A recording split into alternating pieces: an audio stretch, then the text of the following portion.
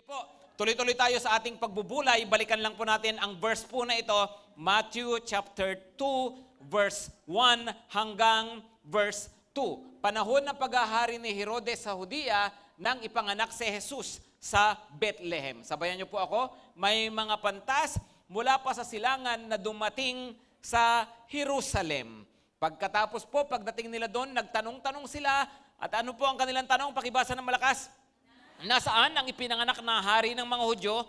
Nakita namin sa silangan ang kanyang bituin, kaya't naparito kami upang siya'y sambahin. Ano po ulit ang kanilang hinahanap? Hari. Pag-isabi po ng malakas, hari.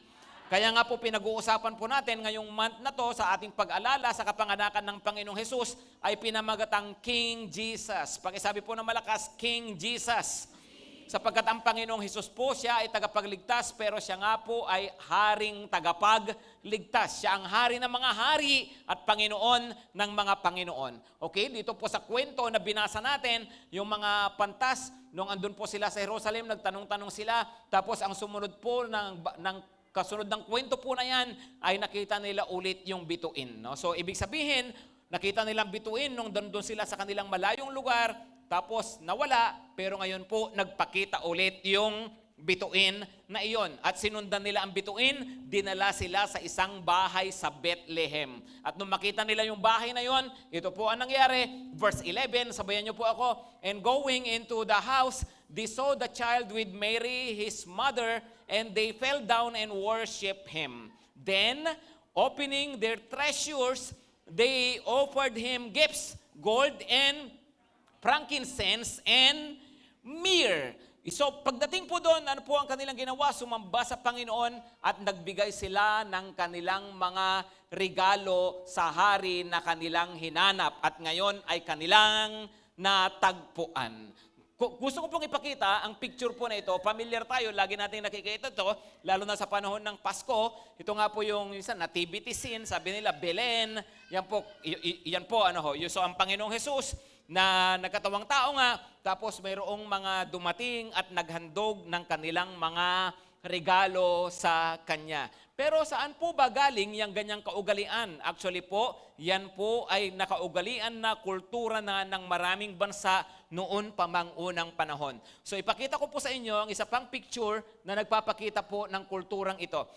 Maaring nakikita nyo po ito sa TV, nabapanood ninyo o nababasa ninyo, lalo na po kung mahilig kayo sa mga period movies, ibig sabihin yung mga historical. Halimbawa po, kahit nangyari po yan, emperador ng Japan, emperador ng China, hari ng England, maganyan, hari ng kung ano-anong mga lugar, ito po yung karaniwan na nangyayari po sa kanila. Andyan po yung hari, darating po yung kanyang mga nasasakupan at para sila po ay magbigay parangal sa kanya. At sa kanila pong pagbibigay parangal, ito po ang karaniwang ginagawa nila, mayroon po silang dalang mga regalo. Yung iba po galing pa ho sa hindi immediate na bansa marahil na kanyang nasasakupan kasi minsan yung hari din siya sa ibang lugar, may nasakop siya doon. Meron ding darating mula sa lugar na yon at pupunta sila sa harapan ng hari, magbubukas sila ng kanilang regalo. Imagine niyo may mga dala-dala silang mga baul, di ba, may mga dala-dala, yung mga kung anong mga bit-bit nila, tapos dadalhin nila yung sa hari at kanilang bubuksan at ipapakita nila sa hari. Bakit po nila ito ginagawa? Bilang pagpaparangal. Minsan din po, ang ginagawa po ay hindi kailangan nasasakupan niya. Halimbawa, mayroong bagong hari, ay mayroon din pong darating na ibang hari o representative ng ibang hari galing sa ibang kaharian na hindi naman niya sakop. Bakit? Para po batiin siya, i-congratulate siya, pero at the same time, i-honor siya, kaya binibigyan din po siya ng mga regalo. Ang topic po natin ngayon ay gifts for the king o gifts to the king. Pakisabi ulit ng malakas, gifts to the king. Come on, pakisabi ng malakas, gifts to the king. Once more, gifts to the king. Bakit po ba? Kasi po mahalagang maintindihan natin na ang pagbibigay po ng regalo ay hindi para sa kung kani-kanino lang.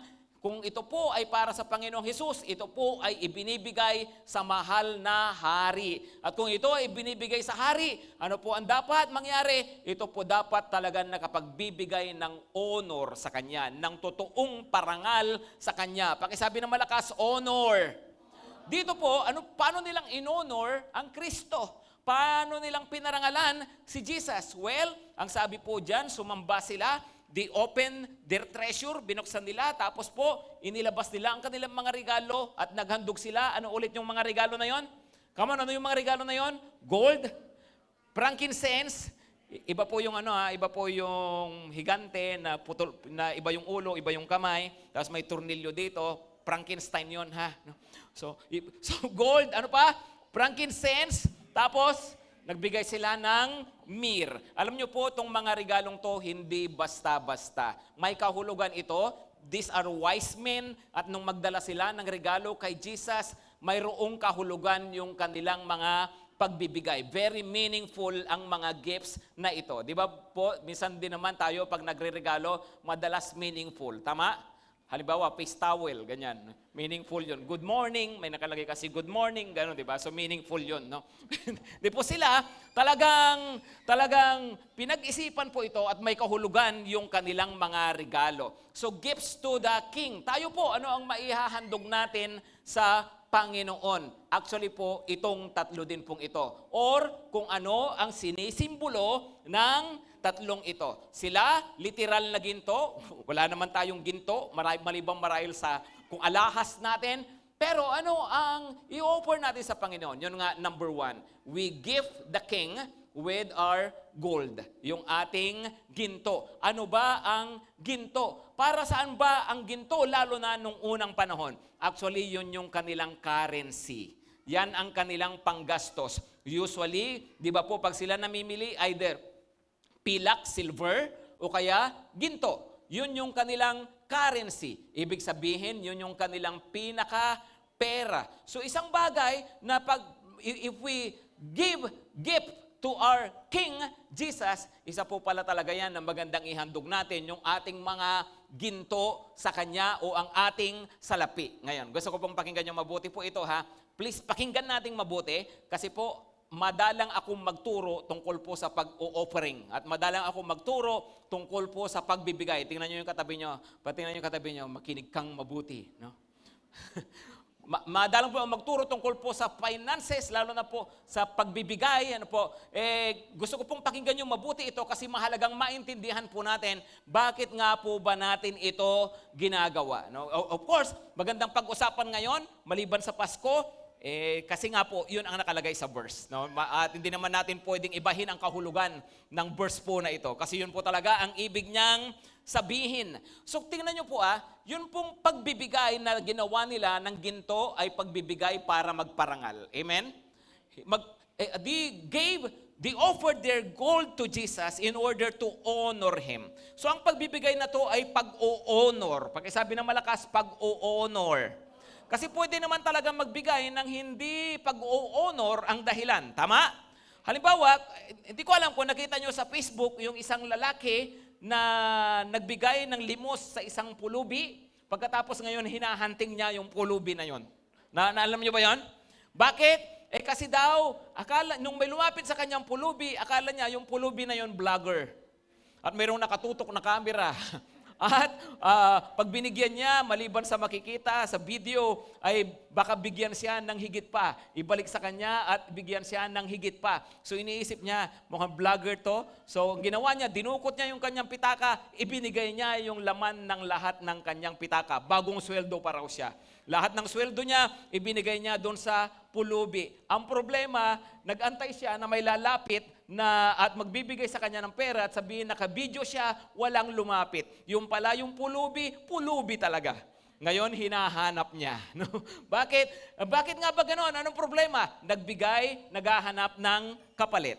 Right? Well, sa totoo lang po, ang Panginoon ay babalik din naman talaga. Naggagantimpala. Pero ano ba yung mga dahilan natin kaya tayo nagbibigay? Well, you can give in order to have, para magkaroon ka. You can give in order to help, para makatulong.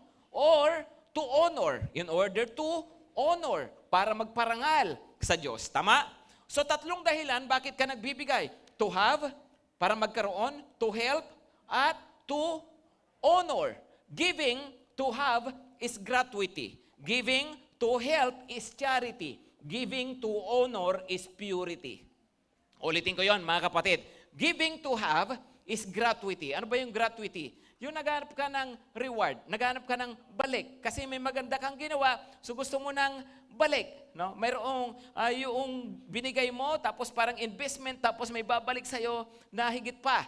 Di ba? So, pwedeng ganun, walang masama doon kasi ang Panginoon, sabi ko nga, naggagantimpala rin naman. Pero minsan, yun nga po na ang dahilan natin, kaya tayo nagbibigay, kasi gusto natin may balik para magkaroon tayo. So, giving to have is gratuity. Giving to help is charity. Ito ay para makatulong at tama rin yun. Dapat naman talaga tumutulong, right? Pero alam niyo po, ang the best is giving to honor. Bakit? It is purity. Giving to honor is purity. Bakit purity? Kasi pag nagbibigay tayo ng ang dahilan natin para parangalan ang Diyos ay malinis ang puso mo, wala kang ibang iniisip na pang sarili mo o kung ano pa man, di mo iniisip yung papuri ng kung sino man tao, appreciation ng tao, kundi binibigay mo lang talaga kasi gusto mong i-honor si Lord. No? At dahil dyan nakikita ng Panginoon ang puso natin, mas napaparangalan si Lord sa ating mga buhay. Amen? Giving to honor is purity. Kaya nga ang pagbibigay sa Panginoon, dapat ay out of honoring. Na-deserve niya kasi. Kasi ka-honor siya. Right? Bakit? Tingnan nyo kung ang dahilan ko, bakit ako magbibigay, kasi I want to have, no? Para ibalik ni Lord, para i-bless ako. Paano kung marami ka ng blessing, di wala ka ng ganong motivation? Right? O kung gusto mo naman ay, kasi gusto kong mag-help, gusto kong makatulong, paano kung kikita mo, okay naman ang GTC, no? Mukhang ayos naman, no? Maganda naman GTC. O di wala ka rin gaanong motivation, pero when you give to honor, kasi alam mo, deserve ni Lord. At ibinibigay mo, ginagawa mo talaga para sa Panginoon. Amen? Mga kapatid, kasi po, di ba, ang pag-honor, iba kasi, pag nagbigay ka sa mahirap, that is helping. Right? Pero pag nagbigay ka sa needy, nangangailangan, that is helping. Pero pag nagbigay ka sa mas angat sa'yo, that is honoring. Hello? Sino rito sa inyo ang nasubukan nyo ng magbigay ng regalo sa boss ninyo? Come on. Bigay ng regalo sa boss. Nagbigay ng regalo sa teacher.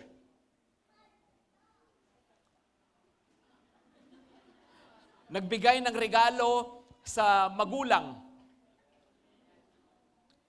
Mabirang kukunat pala ng mga taga-GTC Hindi, of course may mga nagtaas ng kamay, no? Sa magulang. Tingnan niyo po bakit ko ba tinatanong ito? Di ba, halimbawa, yung magulang na binigyan mo, halimbawa na mas may trabaho naman, mas may pera naman siya, kaysa sa'yo, halimbawa estudyante ka pa lang, tapos nag-effort ka, why do you do it? Dahil ba sa kailangan niya? Hindi, ino-honor mo siya. Tama? Pati yung boss mo, halimbawa, bakit mo siya binigyan? Nang hindi naman niya kailangan. Kung tutusin, mas marami naman siyang pera kaysa sa'yo. Pero nung bigay mo yon, ano ang dating noon? That is honoring. That is out of love. That is out of appreciation.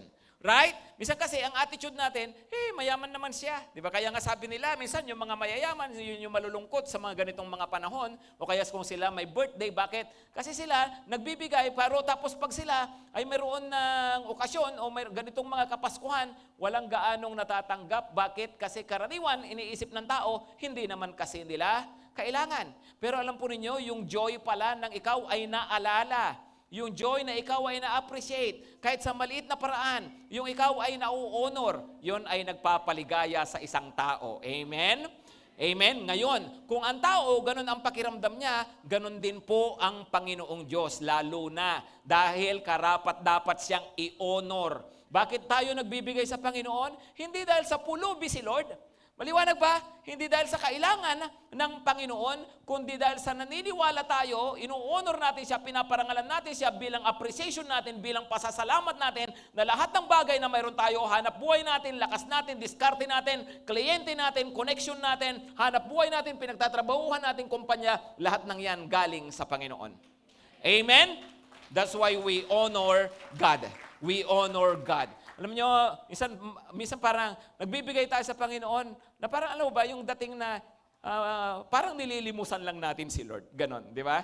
Minsan, kala na mukhang parang parangal, pero madalas ay parang limos, no, yung ginagawa natin kay Lord. Remember, God is not a beggar.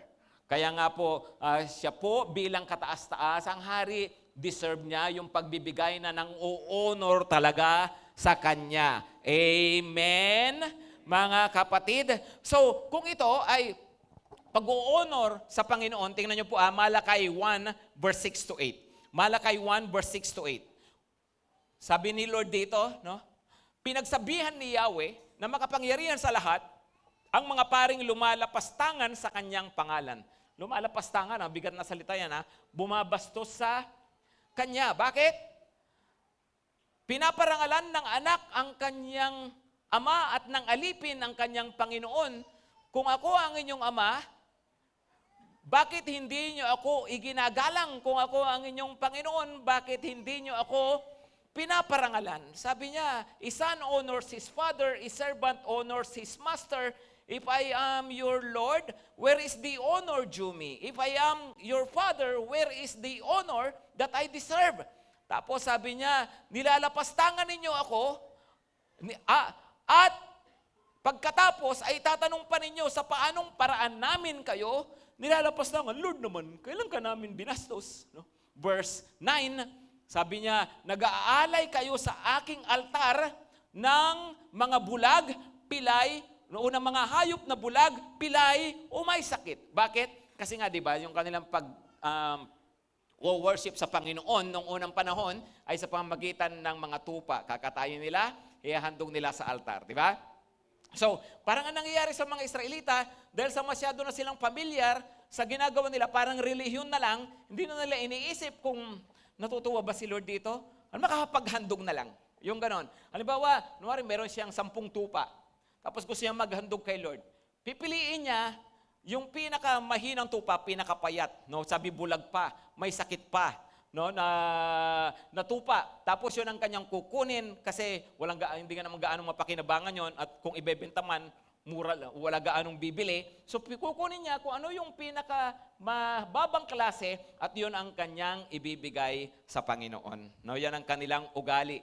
Naalala ko tuloy, mayroon daw isang bata, mayroon po siyang 10 tigbebente na barya. 10 tigbebente na barya. Tapos dala-dala niya sa bulsa niya, at yung iba hinahawak-hawak niya ganyan.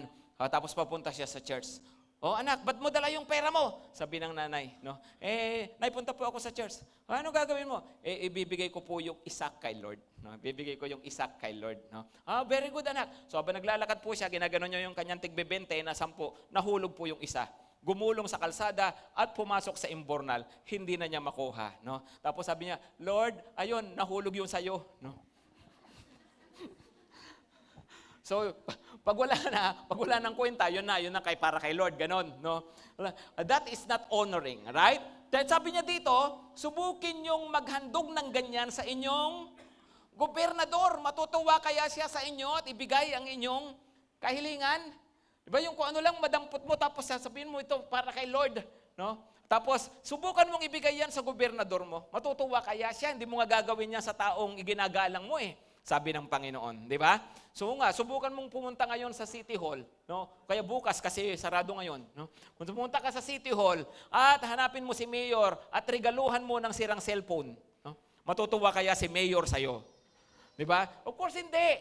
Bakit? Yun ay hindi pagpaparangal. Sabi ng Panginoon, yun ay paglapastangan. Actually, yung binanggit ko, yung kinukwento ko kanina, yung mga hari nung unang panahon, mayroong mga pangyayari din na halimbawa yung kagalit na bansa, o kaya gustong asarin yung isang hari, magpapadala sila kunwari ng tribute ng kanilang mga regalo doon sa hari, pero ang laman ng box na regalo nila ay isang nakaka-insultong bagay. Isang may mga ganun to sila. No? Bakit? Kasi para bastusin yung isang hari. No? Isang may mga ganon-ganon din po. Pero of course, kaya nga po sabi ng Panginoon, tayo po, we honor Him, we give Him our gold. Bakit? Kasi karapat-dapat po siya na parangalan. Amen?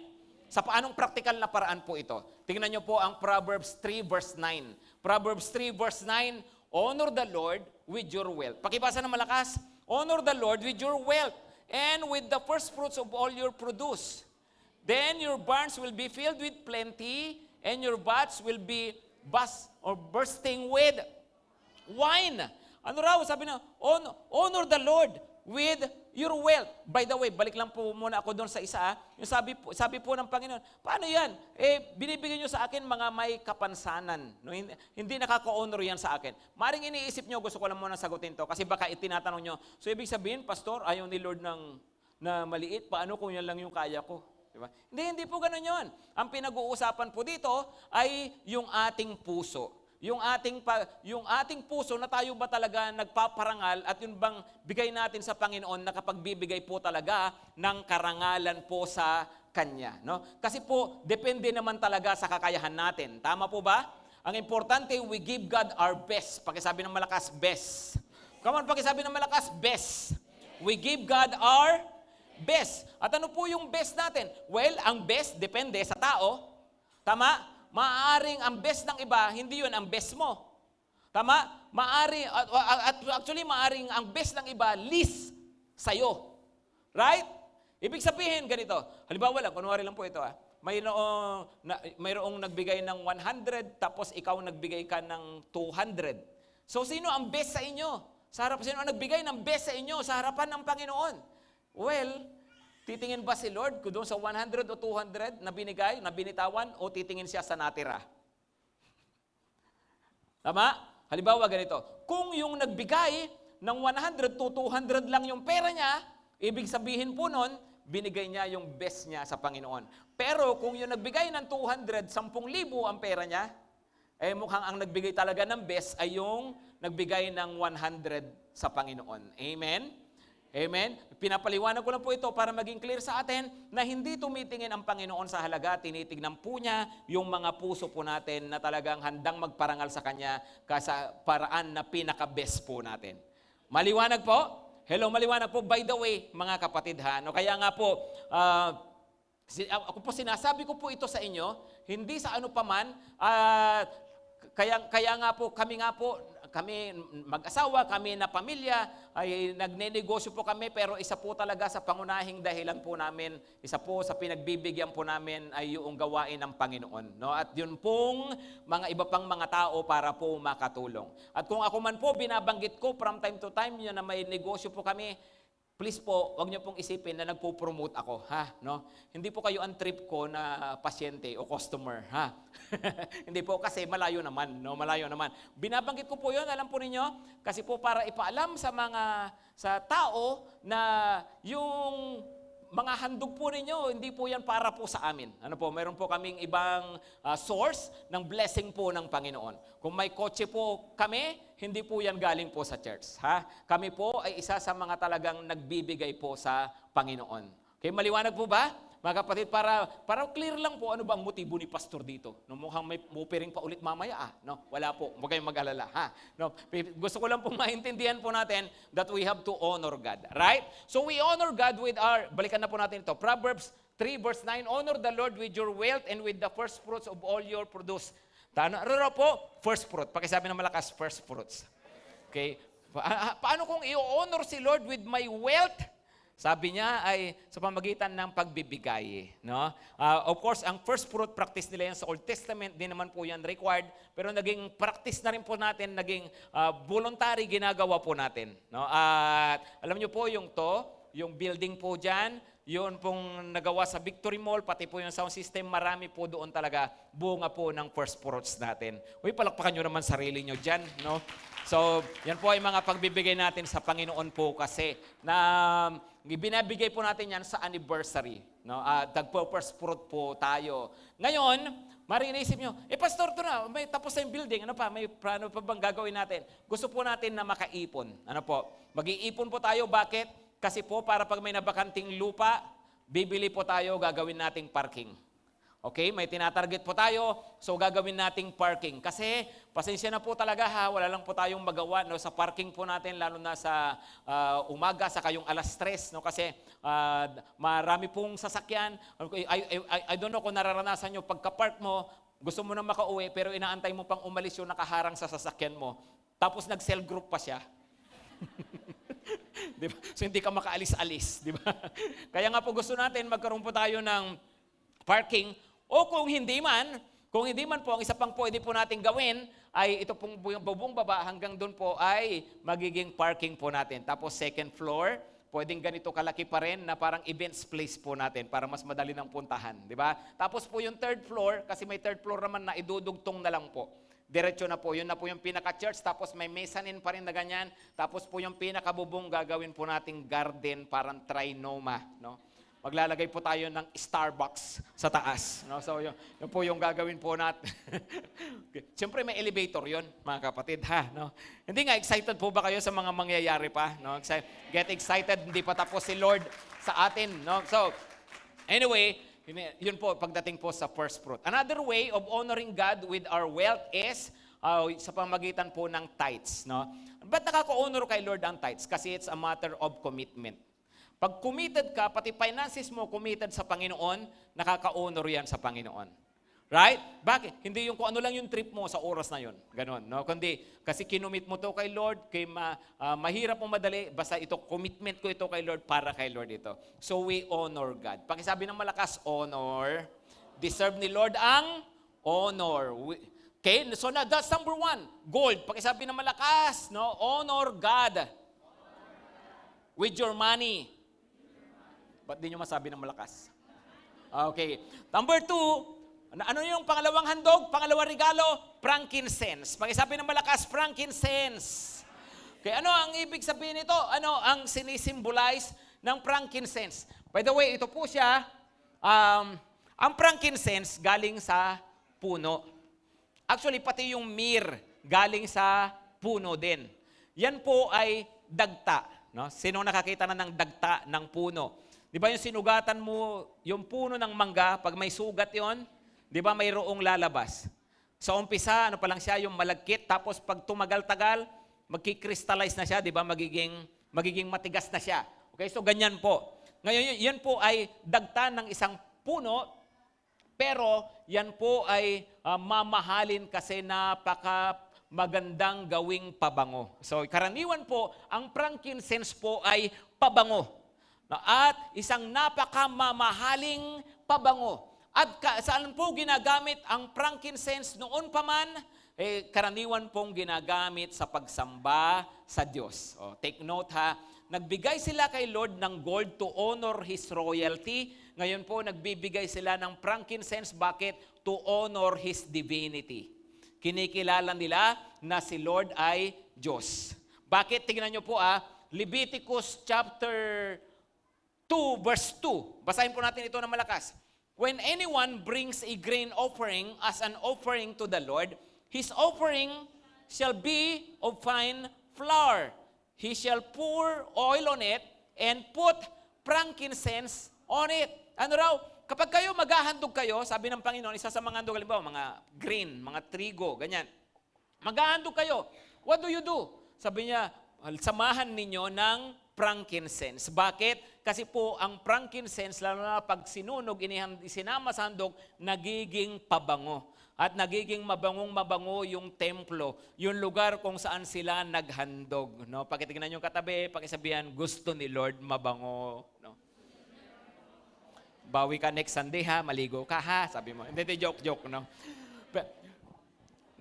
Yun po ay sa Bible, ang karaniwang ginagamit po natin sa iba pang mga handog na paghahandog nila sa Panginoon, ginagamit nila yung salitang pleasing aroma. No, wow, no, pleasing aroma. Yun pong mabangong samyo, napakabango sa pang-amoy ng Diyos. So mapapansin niyo, ito ay ginagamit, ang frankincense ginagamit sa pag-worship. Bakit? Kasi nga karaniwan ino-offer ito kay Lord. Ngayon, kung yung gold, yun yung kanilang currency, ang frankincense, ano naman ang frankincense po natin? Na ibibigay natin sa Panginoon bilang pleasing aroma sa Kanya. Tingnan po ninyo ang Romans 12 verse 1. Romans 12 verse 1, sabayan niyo po ako, I appeal to you therefore, brothers, by the mercies of God, to present your bodies as a living sacrifice, holy and acceptable to God, which is your spiritual worship. Ano raw? Parang larawan din ng unang paghahandog sa Old Testament na nagkakatay sila ng tupa, ilalagay sa altar, susunugin, mabangong samyo kay Lord. Ngayon, sa New Testament, iba na, siyempre hindi na hayop ang hinihingi ng Panginoon kasi nga namatay na si Jesus para sa atin lahat. Ngayon po ang hinihingi po ng Panginoon, sabi niya, ialay nyo ang inyong mga katawan. Offer your bodies as living sacrifice. Hindi na patay na karne ang iaalay sa Panginoon, kundi buhay na handog. Ibig sabihin, mabuhay na raw tayo para sa Diyos. At mabuhay na tayo ng mayroong kabanalan. Amen? Kasi po, yung frankincense nagsisimbolo ng pagkilala sa banal na Diyos. Pakisabi ng malakas, banal. So ano ang hanap ng Panginoon? Holy and acceptable to God. Holy and acceptable to God. At ano po yung mahandog natin na holy? Gusto ng Panginoon na bigay natin sa Kanya. Yun daw ang ating mga katawan. Kaya sabi niya, present your bodies. Ialay nyo ang inyong katawan. Bakit nga ba bodies? Ba't din na lang sinabing, present your heart. Bigay mo kay Lord yung heart mo. Kaya present your mind. Bigay mo kay Lord yung isip mo. Well, pwede naman yon. Kaya lang, practical kasi at tangible ang pagbibigay ng katawan. Tama? Di ba pag sinabi, Lord, I offer you my heart. I love you, Lord. No? Okay, you love the Lord, pero damdamin mo yun eh. Ang tanong, pag nabubuhay ka ba talaga, nakitang mahal mo si Lord? Lord, may takot ako sa Diyos, may takot ako sa iyo. Yeah, damdamin mo yon. Pero ang tanong, nabubuhay ka ba talaga nang may takot sa Diyos? Lord, naniniwala ako sa iyo, kinikilala kitang Diyos in my mind. Yeah, nasa isip mo yun eh. Pero ang tanong, pag nabubuhay ka ba? Yung ginagawa ba ng katawan mo? Ginagawa ng dila mo? Ginagawa ng mata mo? Yan ba ay nagpapakitang kinikilala mo ang Diyos talaga sa buhay mo? Right? Kaya sabi niya, offer your bodies. Ihandog nyo ang inyong mga katawan. Ibig sabihin, yung iyong mata, ihandog mo sa Panginoon. Amen? Amen? Pagdating ng katabi, pagsabihin, dalawang mata. No? Huwag yung isa lang. No? Ma'am, yung isa para kay Lord, yung isa para kay Satanas. Diba? Huwag namang pipikit ko muna to. No? Kay Lord muna ako ngayon. No? Ito muna, Monday to Saturday, kay Satanas muna. Ganon. Hindi nga, ang mata mo ba nakahandog sa Panginoon? Ano ang pinagpapapanood mo? Ano ang tinitingnan nyo sa mga gadget ninyo? Kapag ang mata nakahandog sa Panginoon, di nanonood ng mga bastos. Amen? Hindi na nagtititingin sa Netflix o sa TikTok ng mga mahahalay na mga bagay. No?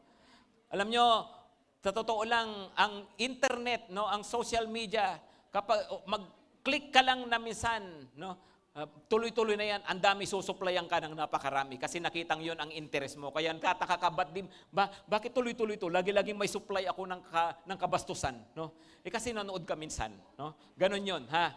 Ano, alam nyo, ihandog mo na ang mata mo sa Panginoon para matigil na yan. Kung hindi ka pa rin talaga makapagpigil, i-offering mo na ang cellphone mo. Ha? Para nang sa ganon ay matigil na talaga. Maliwanag? Ang dila, pwede ba ihandog na ang dila sa Panginoon ang ating mga labi? Come on! Nagmumura pa ako eh. Ano pa ako magsalita, masakit pa talaga eh. Pwede bang ihandog ang ating mga labi sa Panginoon? Come on! Di ba? Ang ating katawan, pwede bang ihandog kay Lord?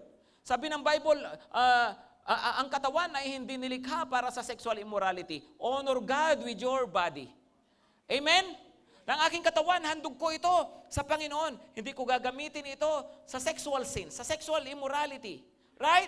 Kaya nga po alam po ninyo, dito po sa church, of course, we praise God. Ang dami nating nadadalang kaluluwa sa Panginoon. May mga mag-partner na mga hindi pa kasal. Ngayon, nakakilala sila sa Panginoon. Gusto nilang ayusin ang kanilang buhay. Kaya nga po nagkakasal tayo from time to time. Meron po tayong mga mass wedding. Ginagawa po natin yun. Bakit? Kasi nga po tulungan ang mga tao maituwid ang kanilang buhay sa Panginoon.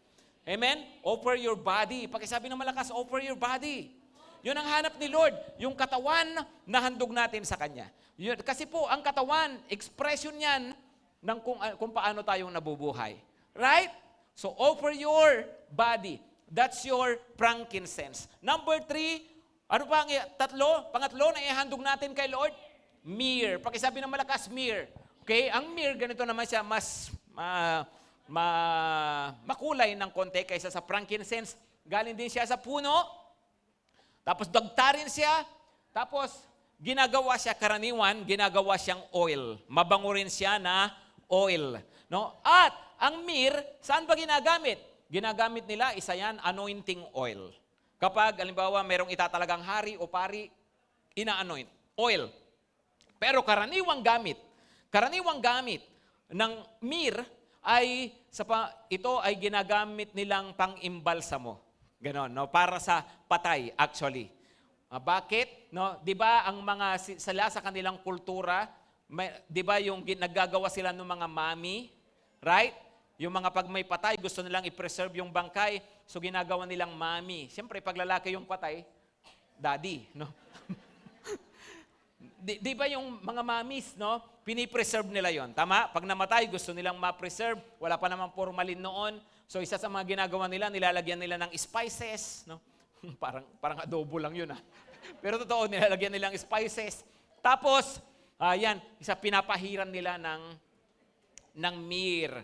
Bakit? Kasi nga, pampa-preserve saka para hindi rin mamaho agad, no? So yun ang kanilang ginagawa. Nung ihandog ito ng wise men sa Panginoon, nagandog sila ng ginto kasi kinikilala nila ang kanyang pagiging hari, nagandog sila ng frankincense, kinikilala nila ang kanyang pagiging Diyos, pero naghandog sila ng myrrh, kinikilala siya ay nagkatawang tao at siya ay mamamatay. So kung yung una, gold is to honor His royalty, frankincense is to honor His divinity, myrrh is to honor His mortality. Kasi si Lord ay bumaba sa lupa para mamatay para sa ating lahat. Amen, mga kapatid. So yun, kay Lord, paano naman tayo? Ano yung ating myrrh? Ano yung ating dapat ihandog? Alam niyo po, ang buhay natin dapat nagpaparangal sa kamatayan ni Lord. Habang nabubuhay tayo rito sa lupa, dapat daladala ng pagkatao natin, daladala ng buhay natin yung katotohanan na mayroong Jesus na namatay sa krus para sa ating lahat. Sige po, tingnan nyo ito. 2 Corinthians 4 verse 10 up to 11. 2 Corinthians 4, 10 to 11. Lagi naming taglay sa aming katawan ang kamatayan ni Jesus. See? No? Upang sa pamagitan ng aming katawan ay mahayag ang kanyang buhay. Next, habang kami nabubuhay, lagi kaming nabibingit sa kamatayan alang-alang kay Jesus, upang sa aming katawang may kamatayan ay mahayag ang kanyang buhay. Ano ang sinasabi ni Apostol Pablo? Sabi niya, si Jesus, aking Panginoon, pinaglilingkuran, namatay siya sa krus para sa akin. Ngayon habang ako nabubuhay, naglilingkod ako sa Kanya. Daladala ko sa aking katawan ang ginawang pagsasakripisyo ni Jesus para sa akin. Ginagamit ko ang aking katawan para ipahayag ang Kanyang ebanghelyo. Ginagamit ko ang aking katawan, ang aking buhay sa lupa, para nang sa ganon mapaglingkuran siya. Ang tawag po dito, mga kapatid, ministry. Pag isabi ng malakas, ministry. Ano ang gold natin? Money. Ano ang frankincense natin? Body. Ano ang myrrh natin? Ministry. Hello? Okay? So ano yung ministry? No, sabi niya dito, ay dala-dala namin sa aming katawan. No? At kung tayo raw po naglilingkod sa Panginoon, pag tayo po may ministry, lagi natin tatandaan na ang ministry natin, higit sa lahat, galing sa katotohanan na si Jesus ay namatay para sa atin. Bakit? Kasi kung maiintindihan natin, ang ministry ko ay para sa paghihirap ng Panginoong Hesukristo. So natural, pag naglilingkod ako sa Kanya, kailangan tanggapin ko na may hirap din. Kasi kung ang ministry mo galing lang sa Pasko, di ba, puro masarap, puno ng kapayapaan, di ba, ng kaligayahan at mga blessings, kasi puro Pasko. Di ba? Pero ang paglilingkod natin sa Panginoon, hindi niya sinabi, dala-dala ko lagi sa aking katawan ang kapanganakan ni Jesus. Hindi. Dala-dala ko lagi sa aking katawan ang kamatayan ni Jesus. Ibig sabihin, pag ako naglingkod ako sa Panginoon, kailangan kong tanggapin na hindi laging masarap ang maglingkod kay Lord. Amen? Verse 10 and 11 yan, atras lang po tayo ng konti, basahin po natin ang verse 8 and 9. Verse 8 and 9. Sabi niya, kabi-kabilaan ang pagpapahirap sa amin, ngunit hindi kami nalulupig. Kung minsay nababagabag, ngunit hindi kami nawawalan ng pag-asa. Verse 9, inuusig kami, ngunit hindi pinababayaan. Napapatumba kami, ngunit hindi lubusang nalulugmok. Ito yung pinagdaraanan namin, sabi ni Paul. Nangihina rin kami, nasasaktan din kami. Pero tuloy-tuloy kami sa paglilingkod sa Panginoon. Amen? Alam nyo, ang totoong paglilingkod po sa Panginoon, kailangan nating matandaan may involved na pagod. Kailangan nating maunawaan, pag totoong naglilingkod ka kay Lord, may involved din na pasakit. Masasaktan ka, ma-hurt ka. Right? Mayroong mga frustrations. Masarap maglingkod sa Panginoon kung na-appreciate ka. Di ba? Paano kung napipintasan ka na? Paano kung pinag-iisipan ka pa ng masama? Di ba? Masarap maglingkod kay Lord kung okay lahat. Paano kung hindi maganda yung mga feedback sa'yo? Hoy, salamat sa special number mo. Ang lakas ng loob mo. yung gano'n, di ba? Parang, di ba? O so maglilingkod ka ba kay Lord? No? Ibig sabihin, paano yan? Pag may naranasan tayo hindi maganda. Alam niyo mga kapatid, ang paglilingkod sa Panginoon ay hindi puro laging maganda. Masarap talaga maglingkod kay Lord. Amen? Pero, darating ang panahon, makakaramdam ka ng hirap, makakaranas ka ng sakit, makakaranas ka ng pagod, ng kabiguan, ng mga kung anong mga hindi magandang bagay. Pero kung naiintindihan mo, na kaya nga namatay si Jesus kaya nga dala-dala mo yan sa iyong katawan. At yun talaga ang isang pangunahing dahilan ng paglilingkod sa Panginoon. Amen? At minsan nga baka mas lubusan lang nating maiintindihan ang totoong paglilingkod, ang ministry talaga, pag nakakaranas na tayo ng hirap, nakakaranas na tayo ng hindi maganda. Hindi ko sinasabing hindi ka pa naglilingkod kapag maayos lahat, pag maganda lahat ng karanasan mo, paglilingkod na yon sa Panginoon. Ang sinasabi ko, baka mas ma-appreciate mo, baka mas makita mong totoong naglilingkod ka na kay Lord pag nakakaranas ka na ng hindi magaganda. Maliwanag po ba? Mga kapatid, yung pa, alam mo na nahihirapan ka na. Alam mo na busy ka ngayon pero binibigyan mo pa rin ng time si Lord. May pamilya ka na, may anak ka na. May mga pinagkakabalan ka pero binibigyan mo pa rin ng oras ang Panginoon. Napapagod ka pero nagbibigay ka pa rin ng lakas para sa Kanya. Di ba? Nasasaktan ka pero tuloy ka pa rin. Nabibigo ka, na-discourage ka na ng maraming beses pero tumatayo ka pa rin. Sa mga ganung mga pagkakataon, mas mapipil mo, totoo na to, na paglilingkod sa Panginoon. Amen? Mga kapatid, kamakailan lang po ay parang mayroong time na nahirapan akong matulog, tapos dahil din sa kung anong mga gawain yata noon, hindi pa ako nakapag-prepare ng message. So nagising yata ako gusto ko matulog ng maaga kasi gusto kong magising ng maaga, kaso mga alas 3 yata, nagising ako. So punta ako sa kusina, tapos doon ako nag-prepare ng message. Habang nagpe-prepare ako ng message, parang nakaramdam ako ng awa ba sa sarili o kung ano man. Parang isip ko, ano ba ginagawa to? Dapat natutulog na ako ngayon. No? Tapos, pero mabilis din na pumasok sa isip ko, sabi ni Lord, anak, ginagawa mo yan para sa akin. No? Amen, mga kapatid? Tandaan po natin, ginagawa natin para kay Lord. Amen po ba? Yung taglilingkod tayo kay Lord. Liba, yung iba, dapat, ano na lang ngayon, linggo ngayon, liba, yung worship team natin, kanta ng kanta mula pa kaninang umaga. Diba? At maring naisip, sana nag-mall na lang ako ngayon. Diba? Pero tandaan nyo, ginagawa nyo ito para kay Lord. Amen? No? So, kailangan maintindihan natin, yun po ang ministry. Dala-dala natin ang kamatayan ni Jesus para sa atin. That's our mirror. Amen po ba, mga kapatid? Tingnan nyo po pakipakita nga ang verse 1 niyan. Verse 1 po niyan kasi, para clear tayo, alam nating ministry talaga ang tinutukoy. Sabi niya, therefore, having this ministry by the mercy of God, we do not lose heart. Di ba? Ministry. Bakit? Kasi yung ating katawan, ginagamit ng Panginoon. So, dahil may ministry tayo, wag daw tayong panghihinaan ng loob. Magtuloy-tuloy tayo kahit anong karanasan. Maliwanag po, mga kapatid. Amen? Ano po ulit? Ano po yung ihahandog natin sa Panginoon? Yung gold, yun po, yung money, yung frankincense, yung ating body para mabuhay ng may kabanalan, at yung myrrh ay yung ating ministry. Money, body, and ministry. Tumayo na po tayo lahat. Tingnan nyo po, balikan lang natin yung verse 11, Matthew 2, verse 11. Matthew 2, verse 11. Balikan lang po natin iyon. Sabi po niya uli, ay makita nila si Jesus, they fell down and worship Him. Then, ano ginawa? Opening their treasures. Pagkasabi ng malakas, treasure. Binuksan nila ang kanilang daladalang mga kayamanan. Kasi nga po, totoo po, yung lahat ng handog na to, puro treasure. So, sabi ko nga po kanina, yun pong frankincense, yung myrrh, sobrang mahal nung panahon na yan. Alam nyo ba, yung 1 kilong frankincense ay katumbas ng presyo ng 1 kilong gold nung unang panahon. Siyempre, mas marami yung frankincense kasi mas magaang yun, di ba? Pero, ganun siya kamahal. At yung myrrh, mas mahal pa raw kaysa sa frankincense. Ibig sabihin, itong inihandog nila, totoong kayamanan. Hindi basta-bastang mga handog sa Panginoon. Pero anong ginawa nila? Inopen nila.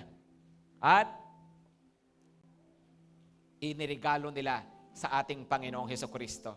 Alam niyo po, tayo, ito rin yung mga treasure natin. Amen? These are your treasure. Ito yung gold mo, ito yung frankincense mo, ito yung myrrh mo. Ang malaking tanong, kapatid, bubuksan mo na ba talaga? At sasabihin mo ba sa Panginoon, Lord, sa'yo na to, regalo ko to sa'yo. Kung naniniwala ka, deserving si Lord, then bubuksan mo at ibibigay mo sa Panginoon. Amen? I don't know kung kumusta po kayo ngayon. Baka may mga baul pa kasi dyan na nakasarap pa. Diba? Pagdating sa paglilingkod kay Lord, parang pagdating sa ministry, parang baul ba? Hanggang ngayon, di pa nabubuksan. Hindi mo pa rin nagagawang ibigay talaga yung sarili mo para maglingkod sa Panginoon. Kapatid, buksan mo na yung baul na yan, ha? Tapos ibigay na sa Panginoon. Yung iba naman, maring yung iyong katawan, hindi mo pa talaga na ibibigay kay Lord. Hanggang ngayon, sarado ka. Kung ano yung katwiran mo, kung ano yung paniniwala mo, yung pa rin sinusunod mo. Kung ano gusto mong gawin, ginagawa mo. Kasi sarado ka pa. Yung katawan mo, hindi mo pa talaga inihandog kay Lord. Minsan naman, binuksan, tapos pag natukso, sarado uli. Diba? Minsan bubuksan uli, tapos, ayun na naman, pag mayroong tukso na naman ng kasalanan, bubuksan uli. Kapatid, baka naman pwede na buksan ng lubos. At sabihin kay Lord, Lord, I offer my body to you. I offer my body to you. Siguro pagdating sa finances, pagdating sa salapi, sarado pa rin yung isip natin. Hindi pa rin talaga tayo naniniwala na si Lord naman kayang i-provide yung ating pangailangan. May isang yung isip pa rin natin, ano lang yan? Yung maganyang mga church, mga negosyo lang yan. Andumi pa rin ng isip natin. Kasi nga, sarado yung isip natin.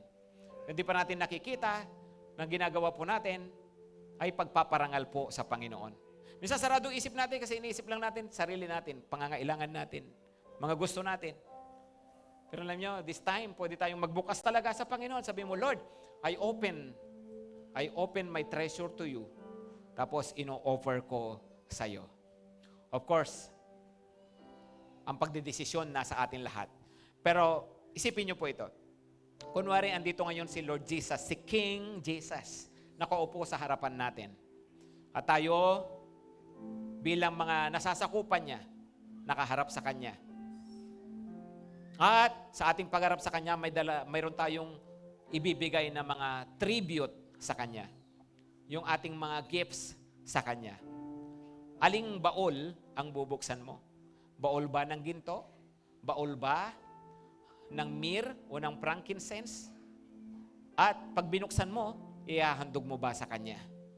Sa oras na to, alam nyo ngayong panahon na inaalala natin kung paano nagbigay si Jesus ng Kanyang buhay sa atin, bakit dahil di tayo magdesisyon ngayon? At maghandog na talaga tayo ng totoo ng buhay natin. Buksan na natin ang ating kayamanan, ang ating treasure, at ibigay na talaga natin sa Panginoon. Kayamanan ang paglilingkod, kayamanan ang kabanalan, ang pagsunod, kayamanan ang paghahandog sa Panginoon. So sa oras na to, magbubukas ka ba? Maring iba sa inyo, ang bubuksan ay isa lang na baul. Yun lang ang kailangan mo kasi dahil bukas naman na yung dalawa. Maring iba sa inyo, kailangan yung 3 pa talaga. Kailangan nating buksan. Pero I don't know kung ano man yun. Sa oras na to, mahalaga, tumugon tayo sa Panginoon at makinig tayo sa sinasabi niya sa atin. Yumuko tayo lahat po at pumikit.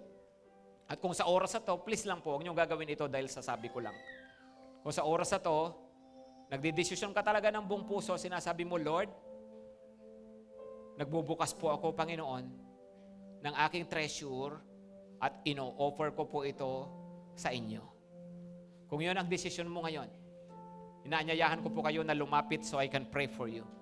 Sige po, lapit lang po kayo. Kung nagsasabi kayo sa Panginoon, Lord, I open my treasure, I offer my treasures to you, Lord. Tanggapin mo ito, Panginoon. Sige po, lapit lang po kayo. Sino man na nagsasabi po ngayon sa Panginoon, I open my treasure, Lord. I open my treasure. Nakikita po kayo ng Panginoon. Thank you po. Sige po, lapit lang po kayo. Huwag po kayong mahiya. And we will offer our lives, all we are, to the Lord. Sige po, lapit lang po kayo. Paghahandog natin ito sa Panginoon, lumalapit tayo sa ating mahal na hari. At ang mahal na hari, nakarapat-dapat na pagbigyan ng lahat. Usog lang po kayo rito para may magkasya po sa space. Sige po, lapit lang po tayo ngayon sa Panginoon. Lord, I offer my treasure. I offer my life to you, Lord. Pero pa po ba? Sige po, lapit lang po kayo. Kung yung mahiya. Lapit lang po. Pwede po bang ibukas natin ang ating mga palad ngayon sa Panginoon? Bukas lang natin ang ating palad. At kausapin niyo po si Lord. Ano? Yung iyong inihahandog ngayon sa Kanya. Maring tinatawag ka ng Panginoon sa ministry. Maring gusto kang gamitin ng Panginoon sa cell group o sa ibang ministry. Kapatid, sabihin mo kay Lord, Lord, promise po ito. No? At tulungan mo ako matupad ko po ito, Panginoon. Sa masusunod na araw, sa susunod na taon.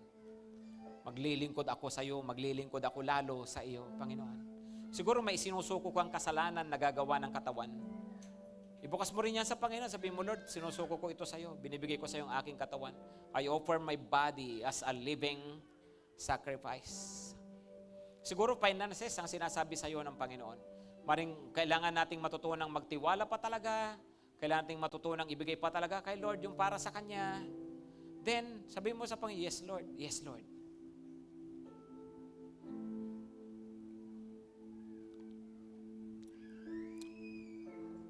Narinig po kayo ng Panginoon. Panginoon, nakikita mo kami, ang bawat isa sa amin, ang puso namin. Nababasa nyo kami, Panginoon. Narinig nyo kahit bulong namin o kahit sinasabi lang ng isip namin, Panginoon. Tanggapin mo ang mga handog na to. Lord, our King, our Jesus, the King of Kings, the Lord of Lords. Narito kami, Panginoon. We are opening our treasures before you and offering them to you, Lord. Tanggapin niyo, Panginoon, ang aming mga ministry. Tanggapin niyo ang aming mga body. Tanggapin niyo ang aming money, Lord. Tanggapin niyo, Panginoon, because we honor you. We honor you as a royalty, as our King, our God, our divinity. And Lord, we honor you as God who died for us. Salamat po, Panginoon. Tanggapin mo lahat po ng ito. At Panginoon, marami pong salamat dahil tutulungan mo kami na maisakatuparan din po ito. Thank you, Lord. In Jesus' name, amen at amen.